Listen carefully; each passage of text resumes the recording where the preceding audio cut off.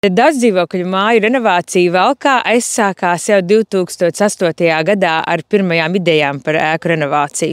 Tajā laikā vēl bija pieejams LIA finansējums un pēc tam jau tālāk Altuma finansējums, un līdz šim brīdim Valkā ir renovētas 50% no centrāla apkurei pieslēgtajām ēkām. Valkā mājas ir renovētas vairākos mikrorajonos, arī pilsētas centrā. Tajā skaitā kopumā skatoties, esam jau vairākus kvartālus renovējuši Valkā. Lielākā daļa ēku ir 103. sērijas ēkas, arī Hruščova tipa ēkas. Jaunajā Altuma programmā Valka ir pieņēmusi izaicinājumu atjaunot ēkas ar gataviem rūpnieciski ražotiem koku karkas paneļiem.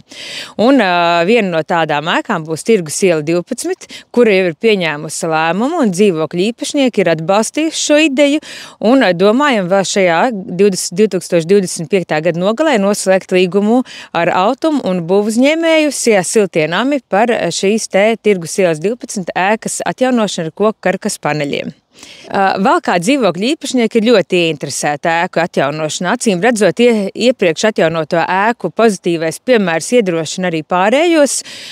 Šobrīd ir 12 mājas, kuras ir pieteikts Altuma šobrīd aktuālajā programmā, un papildus vēl ir vismaz 3 ēkas, kuras gaida nākamo programmu, atbalsta programmu un gatavojās ēku atjaunošanai.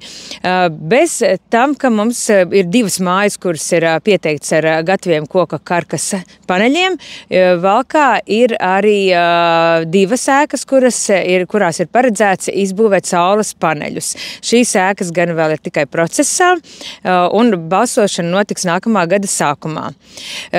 Tomēr šobrīd jau aktīvi notiek būvdarbi Ausekļu ielas un Rujienas ielas rajonos, kur vienlaikus tiek atjaunots 3 ēkas, un mēs esam pieteikušies un saņēmuši Altuma akceptu maksimālajam pieejamam finansējumam 50%, jo 3 ēkas vienlaikus tiek īstenotas, atjaunotas kvartāla pieejas ietveros.